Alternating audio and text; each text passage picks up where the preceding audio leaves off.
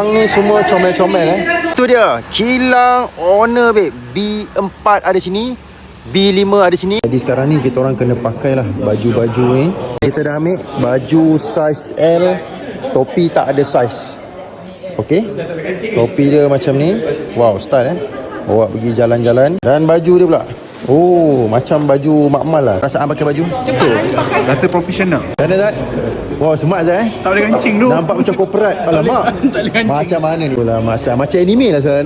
Selama ni korang pernah tak terfikir, adakah sebenarnya phone yang kita pakai tu main capai je dekat China? Orang kata apa? Macam pasang siap, macam timbang kilo. Tidak untuk Honor. Kali ni kita orang ada peluang masuk ke kilang Honor. Kita orang sini tengok pembuatan handphone daripada orang kata macam from scratch, daripada kosong, tak ada apa-apa, daripada besi. Dia masukkan motherboard, dia masukkan kamera, dia masukkan bodi belakang, sampailah jadi seketul handphone yang sampai ke tangan korang. Dan footage yang korang tengok ni sebenarnya adalah daripada satu sahaja kamera yang boleh mewakili kami yang ramai ni. Sebab apa?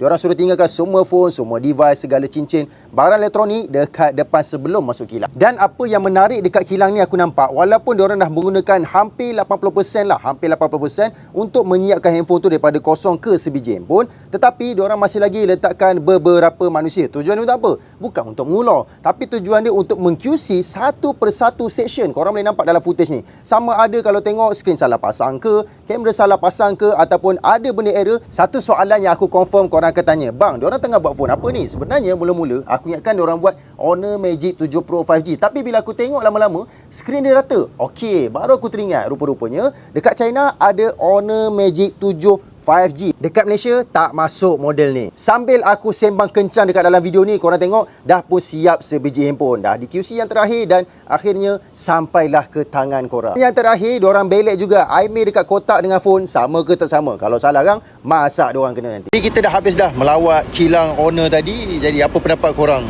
berkaitan yang aku tu tadi? Baik ke tak baik? Okay, San So ini yang tukar rekod footage tadi tau. Mantap.